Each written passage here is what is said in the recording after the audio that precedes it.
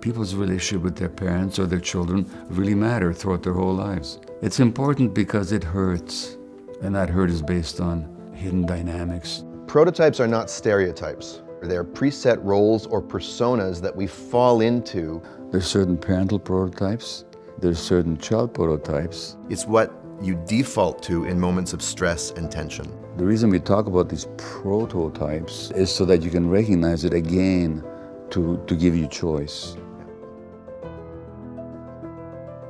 We still need to dive a little further into this choicelessness, the traps that we fall into, the roles that we play, and that's what we call the prototypes. We're not talking about typical ways about speaking about moms or dads, like all moms are this way or all dads are this way, right? Or all kids are this way. A prototype is like just sort of a preset model. And the way we define them here, they're preset roles or personas that we fall into. So they're sort of almost made to order. Like they're just like you can just order them on Amazon. Like they're not even very particular to you. You have your own version of them, but it's just sort of a pre-made cookie cutter model. They're not by choice, but they're by default. They're automatic and they are recurring. So we never choose them. We're probably not even aware of them. We can feel what they feel like and they're familiar and there's a certain kind of addictive, compulsive pull to them, but they're certainly not chosen. They're also not exclusive. So a person can embody different prototypes at different times, although one prototype often tends to be the dominant one within a particular personality. And these prototypes, we will lay them out for you. There's certain parental prototypes, and you who are children here can recognize this prototype in your parent. There's certain child prototypes, and parents will recognize them in your child, or sometimes you'll recognize them in yourself. That's right. And so the reason we talk about these prototypes, is so that you can recognize it again to give you choice. Yeah. So that they're not just automatic. That's right. The trap is only a trap until you see the trap. Trying to get out of the trap will keep you in the trap. It's like one of these, finger traps. Seeing the trap for what it is the access to being able to not fall into it in the first place or get out quicker. When caught up in a prototype, here's the trap. It directs and delimits our thoughts, feelings, interpretations, and reactions. It writes the script for us. We check out. We're not even there. The thing just unfolds and you can feel it. You're off to the races. You just push the car and it's like a downward slope that it just goes or an avalanche and it just picks up steam. And each one represents a stuck and or distorted version of an authentic feeling or a need, a coping strategy to get what we feel we're lacking. So there's probably prototypes in marriage, there's prototypes in friendships, there's prototypes in male friendships, female friendships, all kinds of stuff. We're going to look at the prototypes that we've identified in parent, adult, child relationships. Now, this is not an exhaustive list. It's not a comprehensive list, but these are sort of, we've been adding to them over the years. We used to have 3 for each parents and adult children, that's right. And I think we're up to having like 5 at this point. So I have like 1,000 quotes on my cell phone. And so I'm going to give you another one here, okay?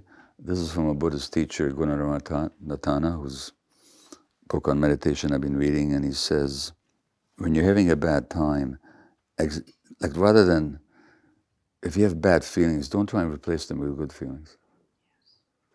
Don't try and either ignore them, push them down, or somewhat talk yourself into, like, I don't believe in affirmations personally, But anyway, he says, when you're having a bad time, examine that badness, observe it mindfully, study this phenomenon, and learn its mechanics. That's what we're trying to do here. Yeah. He says, the way out of a trap is to study the trap itself, learn to see how it's built. You do this by taking that thing apart piece by piece. The trap can't trap you if you have taken it to pieces. The result is freedom. So rather than trying to escape from the trap, take it apart. Then you'll be free. So that's what we're trying to do here. And the good news is that the trap never has all of you. Even when most of you is in the trap, there is a part of you that can never be in the trap because it's the part that's aware, that can be aware that it's in the trap. So again, we're trying to expand that part of you so that even when you fall into it, you'll be able to remember, hey, wait a minute, okay, there's the trap. So we're going to now talk about the parental prototypes. And we'll probably do that, get through all of them or most of them, and then we'll take a break and we'll come back and we'll deal with the others. So the first one is what we call the victim parent. The victim parent basically says, I did so much for you. I brought you into the world. I looked after you. I stayed up all night when you were sick and feverish, you know. You don't even know it. And now you treat me like a wet dog. And now you treat me like a wet dog, you know. So it's like, I don't deserve this. I've done all this for you. You have no idea how I suffered or strained or struggled to bring you up. All that I sacrificed for you and gave you, and now you treat me like this. By the way, we're not mocking any of these. Or we're marking all of them equally. Yeah, we're marking them all equally. But the thing is just to recognize them, okay? Yeah. The next parent prototype is the child parent. Yeah. So the child parent who is just expects to be taken care of by the child, to be emotionally understood, to be validated, to be physically cared for. The child should be calling me regularly because I need them to do that. They abandoned me, they hurt, you know. So you can see the overlap with the victim parent here. Yeah. But it comes out of a sense of expectation that really puts the adult child into a kind of parenting role. And the parent is dependent on their functioning. So that's a child parent. Great. Is that clear? Yes, it is very clear, thank you. The guilty parent. Oh boy. You know anything about this one? Ta-da. So I talked about that last night already. I carried so much guilt, realizing that the way my marriage had been, the way I related to my workaholism, really what has been accurately called my narcissism, my lack of self-regulation in terms of my moods and my outbursts of temper, you know. And then all the work that I did since then, that is the essence of what I do in the world, which is to understand the impact of childhood experience on human beings. So coupled with the way I was when these kids were small, and then my awareness of the impact of all that, I mean, what a double whammy. So I'm the last person in the world that can possibly deny the negative impact of the way I was on my adult children. And then the guilt that I carried about that. No. How does that make you show up in the relationship now? Well, I don't carry the guilt. Or there's a lot of sorrow. Sorry, I mean when you're in the prototype. When I'm in that guilty mode, I'm doing my kids no favor because I'm seeing them through the eyes of my guilt. I'm not seeing them for who they are. I'm seeing them as my mistake. And nobody wants to be seen as somebody else's mistake. Nobody wants to be seen as somebody else's failure. Failed experiment. As a failed experiment. So when I'm seeing them through the eyes of the guilt, I'm not seeing them at all. I'm still projecting myself onto them.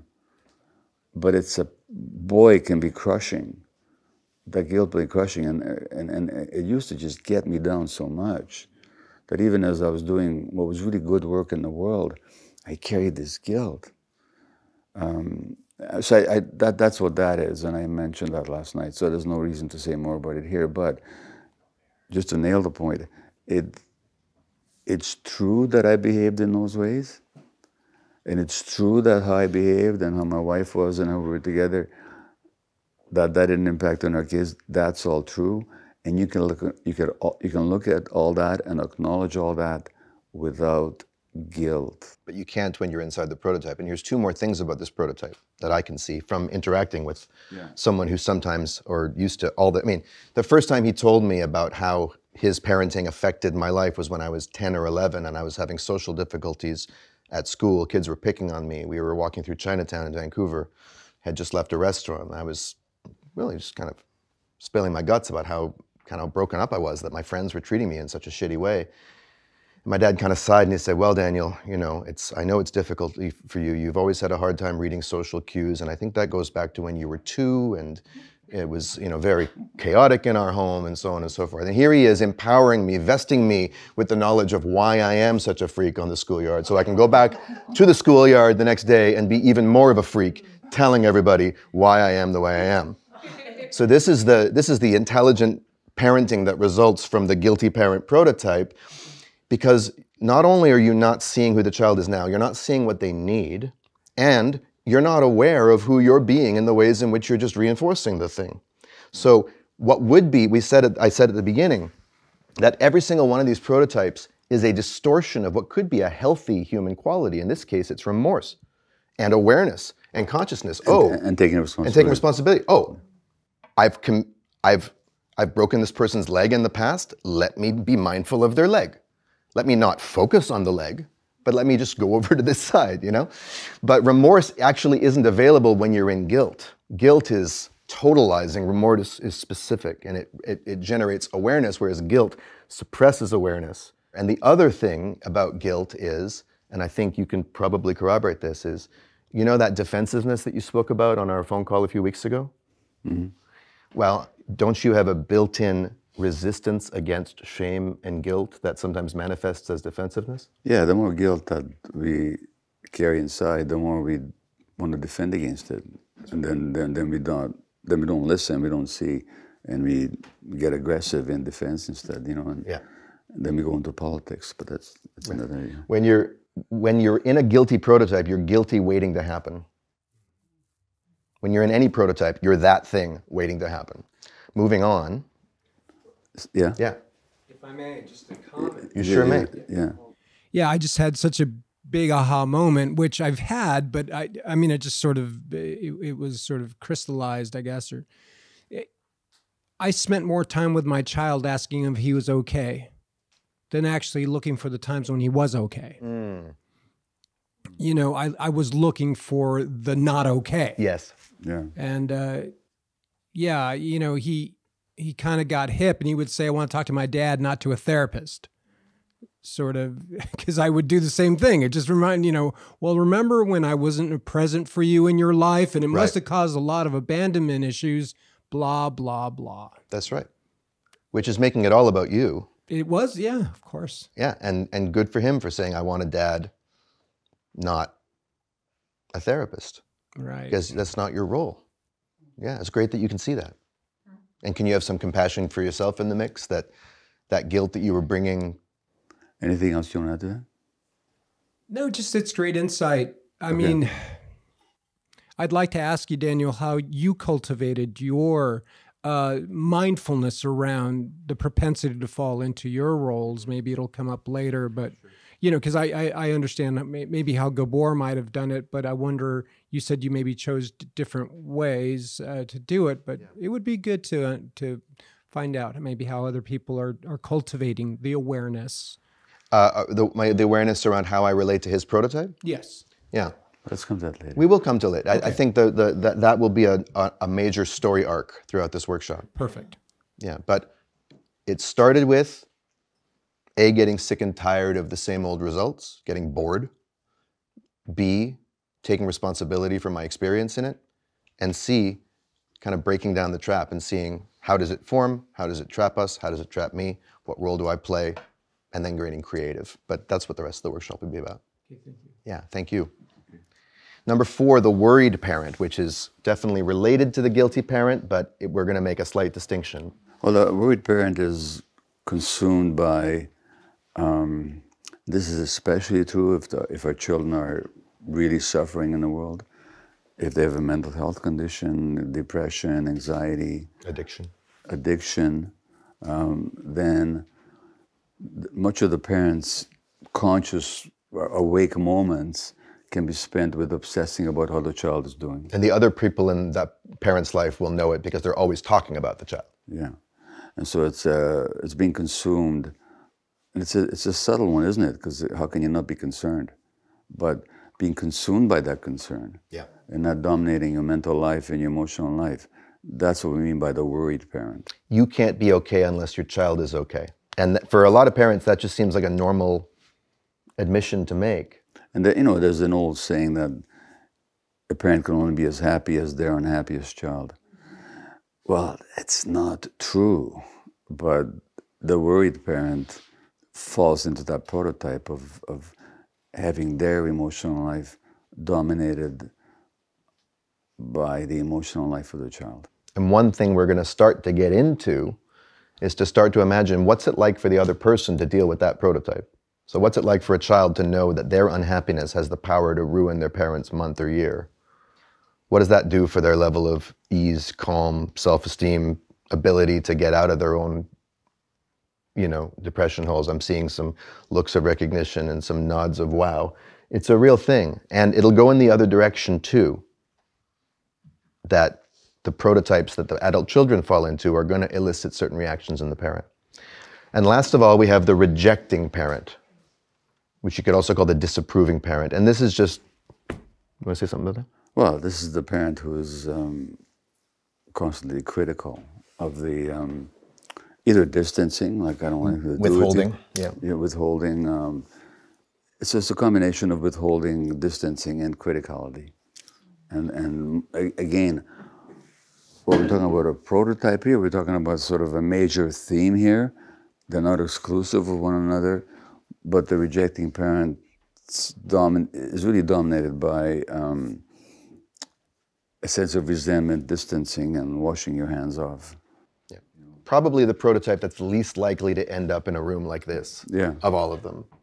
Because for them, they just probably wouldn't necessarily be easily interested in changing that because they're justified in their view. Although, because these prototypes are not mutually exclusive, you can still recognize that within yourself. Possibly even if your main prototype is one or the other. So you could be a guilty parent who sometimes falls into harsh judgment, in which case you're showing up in that moment as a rejecting parent towards the child, even if that's not your home base. Okay? So moving on, we have the adult-child prototypes. And I'll take the lead in speaking about these, and feel free to chime in wherever you like. So number one, we have the aggrieved adult child. And this is the one that I probably have fallen into the most, although other ones as well. The aggrieved adult child is never done with their grievance about what happened to them. No matter what the parent does, no matter how much changes, the present is always a constant reminder of the past, and the past is the entire reason for the present, which is to say the adult child's struggles in the present. And it's not just having healthy anger or doing your work in therapy and all that. It's in the relationship. When I'm in contact with my dad, it's like a wound is getting reinfected constantly. And the adult child who is in the aggrieved prototype will never stop letting the parent know about it. Really be aware that we're not making any of these prototypes wrong. We're not saying they're wrong. We're not criticizing them. We just wanted to recognize them. All we're going to see is that each of them imposes limitations on what's possible if we stay trapped inside of them. That's all. But it also doesn't mean they don't contain grains of truth. They all do. Yeah. So this aggrieved child, there seems to be a constant resentment about him. Constant resentment and constant agitation and like inflammation of a rash or a wound. It won't leave them alone. And of course, the word grievance, if you were to melt a grievance, you would find grief. Yeah. But the grievance is the grief that's never grieved. It's aggrieved. Yeah. And there's a seeking of a kind of reparations or repair or restitution that is never, ever forthcoming. To say what it evokes in the parent is two things. One is this frustration, which I've said to you, is when are you going to let me off the hook already? Which is the, number which one. Sounds like the victim parent to me, but anyway. Well, whatever, but that's what it feels like. Yes, of course, I've heard that from you. And the other is a constant walking around eggshells. That's right. you know. Anyway, Of course. Yeah. Yeah. See what you did to me? Exactly. So anyway, that's the aggrieved adult child. Next is the dutiful adult child. I don't know so much about this one. You wouldn't know. No. But there probably are people in here who do. And I've seen them a lot. Yeah. They're if I did something, I see in my work all the time. Adults who are consumed by their responsibility towards their parents, and they don't have a life of their own. They have a hard time having an independent existence. They have a hard time saying no to the needs or the perceived needs of the parent. They're the sibling who will always be Johnny or Jenny on the spot. And typically, for example, when there might be 3 or 4 children, but the parent develops an illness or dementia, there's that one person who just does all the work and takes it all on automatically, and that's the dutiful child. Yeah. And they pay a heavy price in terms of their own health. Now, just like being aggrieved is sort of a distortion and a stuck version of healthy anger, or self-esteem or standing up for oneself, which you can actually hear in that Martha Wainwright song, right? In a moment of expression, something that never got to be said in that power dynamic could be powerful, but if you get stuck in it, now you're limited. Same thing with duty. Duty is just the ossification of obligation, and obligation is culturally mandated and can be responsible, but caring, but a certain obligation that can be embraced as an empowering, life-giving thing. When it's duty, it takes on a certain kind of rigidity. I must, it doesn't matter how I feel about it, I can't ask for any help, it's all up to me. And there's usually going to be a well of resentment underneath that, but that can't be shown either because that would be a dereliction of duty. The withdrawn adult child. So the withdrawn adult child is just the one that keeps their distance. That's their way of coping. And of course, that's a distorted version of a healthy trait called independence, autonomy, authenticity. Setting boundaries. Setting boundaries, right? But here's the thing about boundaries. Setting boundaries is very popular in the healing world these days. And if you ever notice, there can be a lot of sort of posturing behind it. Like, I'm just setting boundaries, so whatever I do to set the boundaries is fine, you know? The way I see boundaries is boundaries are meant to be flexible, right? A country has different immigration policies during different times. Borders can be looser or tighter depending on the internal needs of the society. The withdrawn adult child only has one boundary setting, and it's 10 10-foot poles. Just well, it's a wall. It's a wall, right? It's a border wall. And they live comfortably on the other side of it, and sometimes they come and visit, but their boundaries need to be that high in order for them to feel like themselves. And there's no flexibility, there's no give. And that can create all kinds of stuck dynamics. The puerile adult child, which is just the adult child who never grows up, the one who's always acting out, the one who is constantly the source of concern in the family, could be the black sheep, you know, the one who's always making a scene at Thanksgiving, the one that everyone is concerned about. Watch that one, because the black sheep in a family is very often the sensitive one, and the one who's actually manifesting all the issues in the family, and who's often the truth speaker. He's the one, or she's the one who might call out the parent for stuff that happened in the past that everybody else is in denial of. So they could be the aggrieved one. I don't want to, no. Well, but in none of these cases, I wasn't making it wrong, though. No, but I'm just, the puerile child is not the black sheep. Okay, the black sheep is very often, carries a lot of truth. You know, the puerile child in that sense is just a kid who's never grown up. He's acting like a 2 or 3-year-old emotionally, functioning like a toddler. Fair enough. And taking it on the whole family, or particularly on the parents. On behalf of black sheeps everywhere, thank you for that. You're welcome, yeah. And lastly, the striving adult child. And this would be kind of an inverse of the puerile one, and it's, I guess, related to duty, but instead of the dutiful one being, I'm going to come home and stay for months and take care of mom and dad and do everything, it's, I'm going to be out there in the world, constantly proving, constantly achieving, constantly impressing. And you could imagine that a striving adult child prototype and a rejecting, disapproving parent prototype could mesh together pretty well. And the striving adult child often achieves a lot in the world. You know, they do. And then you can say it's a good thing. But to the extent that they fall into a prototype, it's at a cost to themselves. Do you recognize yourself in that one with your parents, or of any of these? Do any of these occur to you? As they had a child? Yeah, I mean, and his parents have been gone for. My grandmother died 20 years ago, but yeah, 21 years ago. Well, the striving was certainly there. Trying to justify my existence in the world. Wanting them to be proud of you. Yeah, yeah.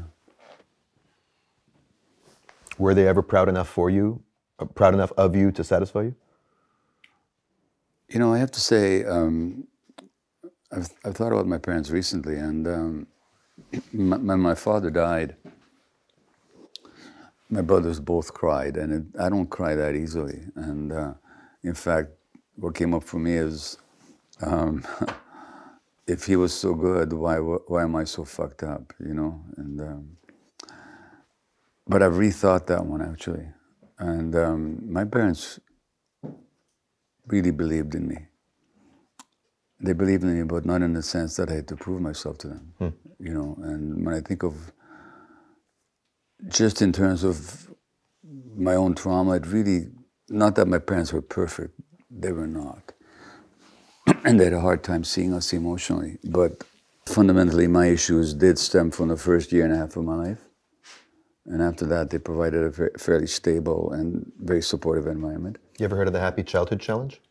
No, but I'm telling you, I know, I have. I got it. Yeah, no, I'm telling you. And actually, my parents, when I thought about what gave me a lot of strength, and my parents really believed in me. They did. You know, they respected me, they believed in me. So I didn't have to prove myself to them. And yet, you sometimes found yourself striving. That has to do with... That's what I'm saying. That has to do with my first year and a half. Right, your place in the world. My place in the world and what was happening in the world. Well, that's a good demonstration that the prototype isn't necessarily caused or brought on by the other person. Yeah. It exists in... So the grievance is related in some way to things that happen between you and me. No, the only but it's also living inside of me completely independently of you. There's only one thing that occurs to me. My grandfather, who died in Auschwitz, was a physician and an author. I become a physician and an author. Now, how coincidental is that? And I did wonder, and I used to resent my grandfather, my dead grandfather, who I met once when I was a month old. That's it. And what was I resenting? I was resenting the sainted and sacred position that he held in my mother's heart. So in that sense, I think I was competing with him, you know, to be accepted and loved by my mother. Right. You know? And so yeah, that's where the striving.